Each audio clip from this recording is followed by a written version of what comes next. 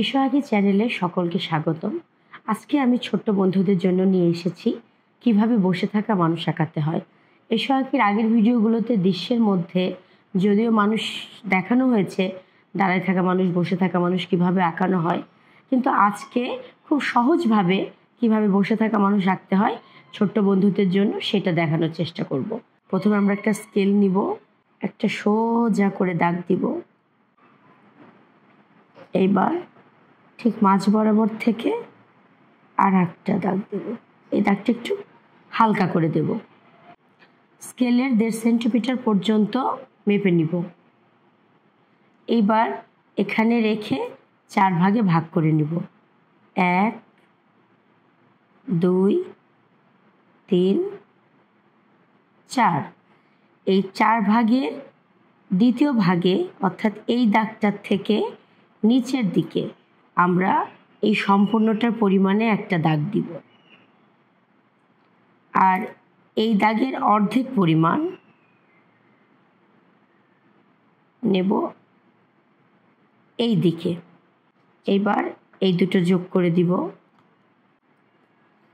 এবার এই দাগটা বাদ দিয়ে আমরা আসব এই দাগে। এই দাগে এই বিন্দু থেকে এইটুকুর সমান করে এই দিকে আবার কেটে নিব, অর্থাৎ 1.5 সেন্টিমিটার। এই 1.5 সেন্টিমিটার সমান এখান থেকে কেটে নিব, আর এই 1.5 সেন্টিমিটারের অর্ধেকটা সমান নিচে এখান থেকে কেটে নিব। এবার এটা যোগ করে দিব। এই দাগগুলো দিতে হবে হালকা করে। এটা যোগ করে নিব। এইবার দেখো মোটামুটি একটা মানুষের ফ্রেম তৈরি হয়ে গেছে। তাহলে এইটার সম্পূর্ণ পরিমাণ মাপ নিলাম, নিয়ে এখান থেকে এই মোটামুটি একটা মাথার শেপ দিব।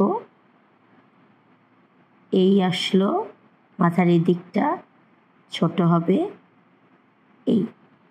এবার এখান থেকে এই পর্যন্ত আমরা চাঁদা ব্যবহার করব। কাঠটা কেটে নাও, তাহলে আরও সুবিধা হবে। এটা যোগ করে দাও।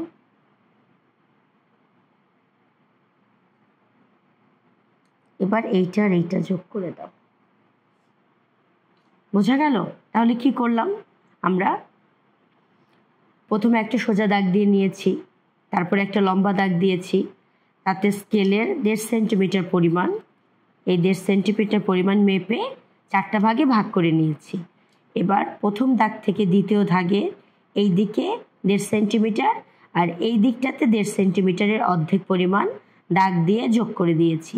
আবার একটা দাগ বাদে আর একটা দাগ থেকে আবার সম্পূর্ণ 1.5 সেন্টিমিটার পর্যন্ত দাগ দিয়ে নিয়েছি এবং শেষ দাগটাতে আবারও 1.5 সেন্টিমিটারের অর্ধেক পরিমাণ দাগ দিয়ে নিয়েছি।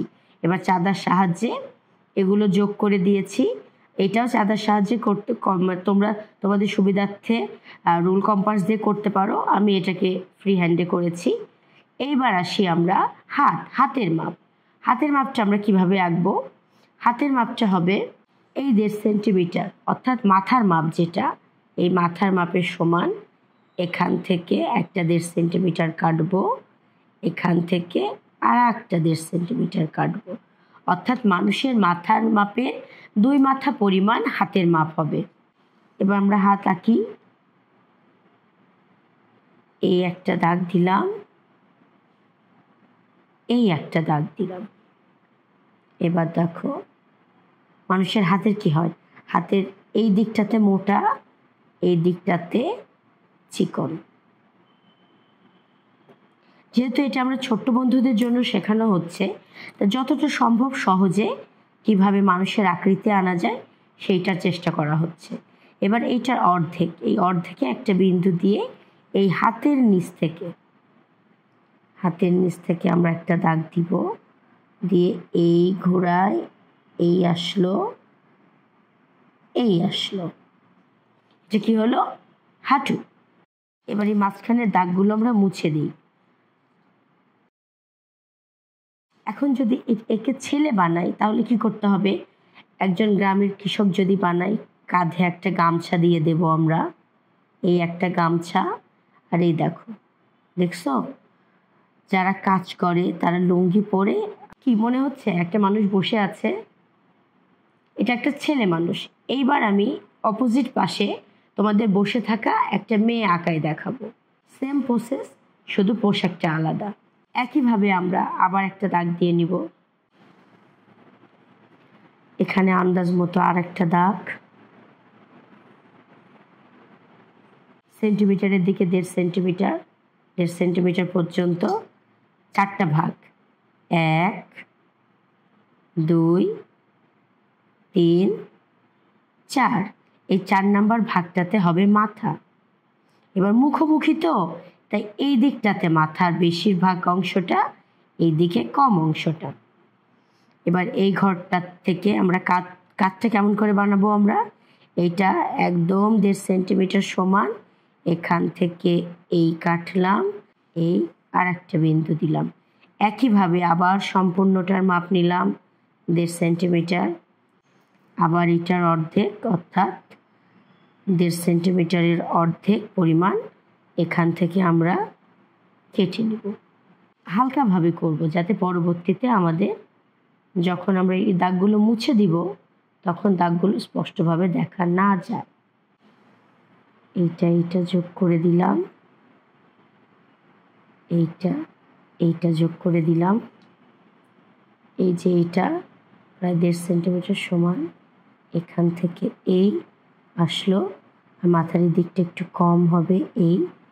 এবার এখান থেকে ঘাড়টা কেটে দিব, দিয়ে আগে ঘাড়ের এই জায়গাটা মুছে দিব। যেহেতু আমরা একটা মেয়ে আঁকবো সেই জন্য আমাদের এখানে একটা খোপা আঁকতে হবে। এবার হাত আঁকবো। হাতটা একইভাবে আমরা আগে 1.5 সেন্টিমিটার পরিমাণ একটা দাগ দেব। এবার এখান থেকে এই 1.5, এখান থেকে এই 1.5, এখান থেকে ধরে 1.5 সেন্টিমিটার, আবার ঠিক একইভাবে ওই বিন্দু থেকে আবার 1.5 সেন্টিমিটার। এই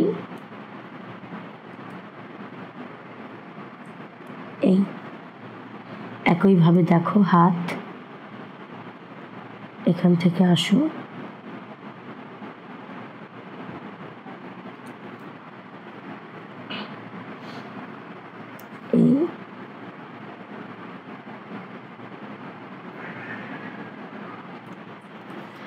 এই আমরা হাত দিলাম। এইবার এখান থেকে একইভাবে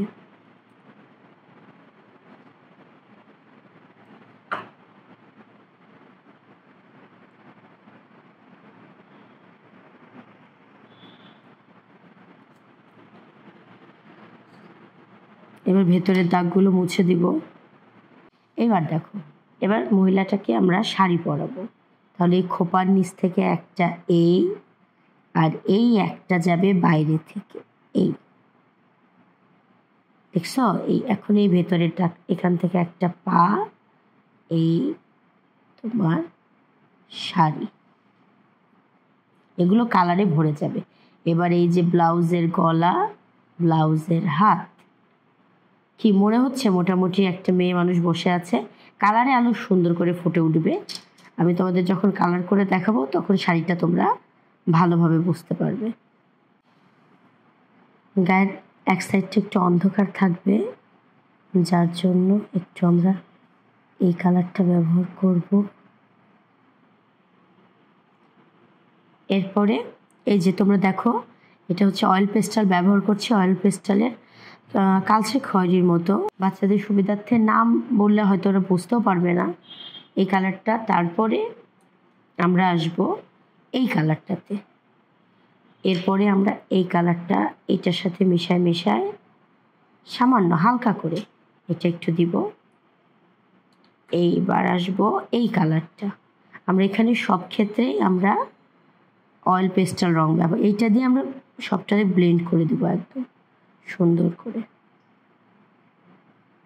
একইভাবে দেখো মনে হচ্ছে খালি গা। এবার হাতের এই দিকটা দিব। হাতের এই দিকটাতে অন্ধকার পড়েছে, এই অন্ধকার সাইডটাতে এই কালারটা, পায়ের ক্ষেত্রেও তাই, পায়ের ভাঁজটাতে এই কালার, এই সাইডটাতে এই কালার। এবার বাকিটা এই অল্প জায়গাতে আর ওই কালারটা দিব না, এটা দিয়ে এবার ব্লেন্ড করে দিব। মাথার চুলের ওপরের সাইডটা একটু হালকা করে ব্লু কালারটা দিব। এবার এই ব্লুটাকে চুলে সূর্যের আলো পড়লে কিন্তু অনেক সময় একদম কালো দেখা যায় না। তাহলে মাথা হয়ে গেল, গায়ের রং হয়ে গেল। এই মুখের যে সামান্য অংশটা দেখা যাচ্ছে সেইটাকেও আমরা একটু কালার করে নিলাম। এইবার করব যে লোকটা যে বসে আছে মানে কাঁধে গামছা নেই, এখন আমরা গামছার কালারটা করব। তো গামছার কালার সাধারণত কেমন হয়, একটু হলুদ আর লাল দিয়ে বেশি কিন্তু গামছা হয়, তাই না বন্ধুরা? তো আগে আমরা একটু হলুদ দিয়ে নিলাম, এরপরে আমরা একটু লাল দিয়ে নিব। দেখো এইবার একটু গামছা গামছা ফিল আসলো। এইবার লুঙ্গি পরে আছে, তাহলে আমরা একটা লুঙ্গির কালার করি।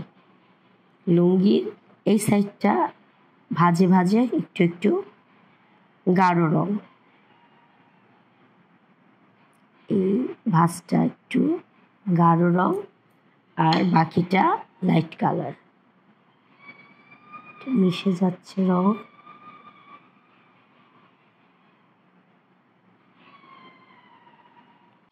এখান থেকে এই এই আসলো,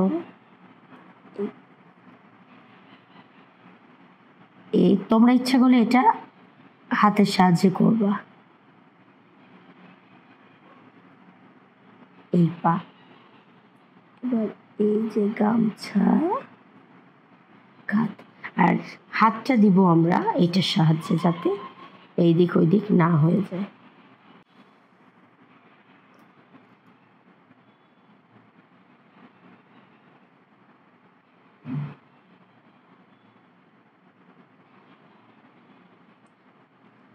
কি বন্ধুরা, মনে হচ্ছে একটা মানুষ বসে আছে? তোমাদের কাছে মানুষটা কেমন লাগলো অবশ্যই আমাকে কমেন্ট করে জানাবে। এই যে পিঠের এই জায়গাটা একটু বের হয়ে আছে, এখানে একটু হালকা করে, আর এই হাতের এই সাইডটাতে আর কোমরের কাছে। এবার এই কালারটা দিয়ে ব্লেন্ড করে দিব। আমি এখানে চেষ্টা করেছি অনেকগুলো কালার ব্যবহার না করার, যাতে আমার ছোট্ট বন্ধুদের জন্য জিনিসটা সহজ হয়ে যায়, কারণ ছোটদের অনেকগুলো রঙের সংমিশ্রণ ওদের জন্য একটু কঠিন হয়ে যাবে। আমি চেষ্টা করেছি যত অল্প রং ব্যবহার করা যায়। প্রথমে আমরা ডিপ কালারটা দিয়ে নেব শাড়ির এই ভাজে ভাজে ডিপ কালারটা এই দিকটাতে, এই জায়গাটাতে, কোমরের এই জায়গাটাতে একটু ডিপ কালার দিয়ে নিচ্ছি।